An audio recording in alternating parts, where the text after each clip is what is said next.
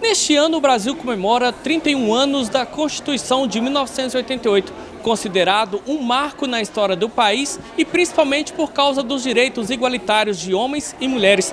E para discutir o tema, para debater esse assunto, está ao meu lado a Letícia Paiva Delgado, mestre em Ciências Sociais, que vai falar sobre o enfrentamento da violência contra a mulher.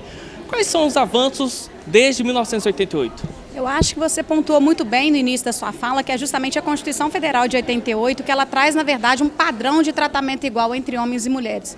Mas em que pese, né, essa igualdade que está prevista na Constituição, a gente ainda tem uma realidade que evidencia que as mulheres são violentadas diariamente, cada vez de forma mais cruel pelos seus companheiros. Então a gente tem que, na verdade, problematizar o seguinte: o que a gente tem feito nesse sentido? E um marco na tentativa de enfrentar essa desigualdade é justamente a Lei Maria da Penha, que é o ponto da nossa discussão, que é a lei, na verdade, de 2006, que só se torna possível em virtude da Constituição Federal de 88. Você falou da Lei Maria da Penha e dentro da Lei Maria da Penha tem as medidas protetivas. Por que ela é tão falha? Por que as mulheres às vezes pedem essa medida protetiva e ela não funciona? Acaba muitas vezes dessa mulher que tinha esse direito, acaba não sendo protegida.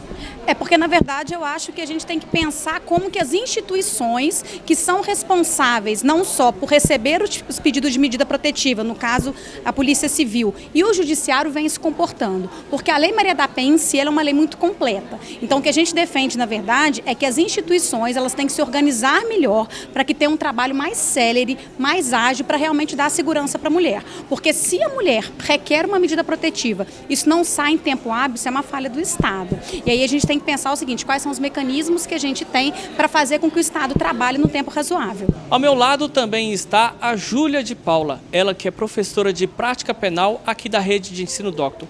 Júlia, o que vocês tentaram trazer para esses alunos, para essa discussão sobre a violência e o enfrentamento dessa violência contra a mulher? A ideia de trazer esse debate é mostrar que com o marco constitucional de 88, teve um avanço de igualdade, né, de gênero, sexo feminino e masculino, mas pós-Constituição de 88 também houve outros avanços e há necessidade de melhorias quanto às questões pertinentes à violência contra a mulher. Então a gente tem o intuito de trazer para os alunos essa questão constitucional e os avanços que vêm sendo legislados ao longo do tempo. A gente vê que esses avanços eles ocorreram e muitas leis foram criadas, mas ainda a gente vê muita violência sendo praticada contra a mulher, muitos casos de feminicídio. O que se deve a isso?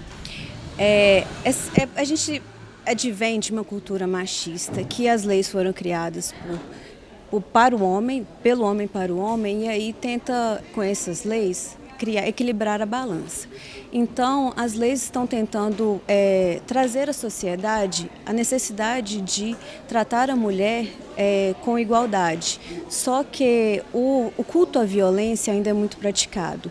Então, as leis vêm sendo desenvolvidas, a própria lei que traz medidas contra o abuso contra a mulher, a violência, elas vêm sendo reeditadas, trazendo novidades.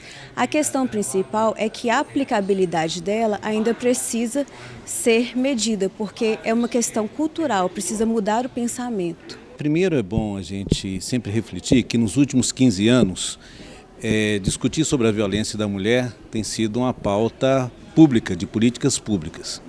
E quando a gente fala de enfrentamento, a gente não está falando só de um combate, a gente está falando de uma visão de proteção e de proteção e resgatando os direitos, né, humanos, principalmente os direitos das mulheres se organizarem, porque durante esse período foi sempre uma luta. Em 2006 foi a Lei Maria da Penha, 2009 houve uma nova revisão sobre a lei do estupro.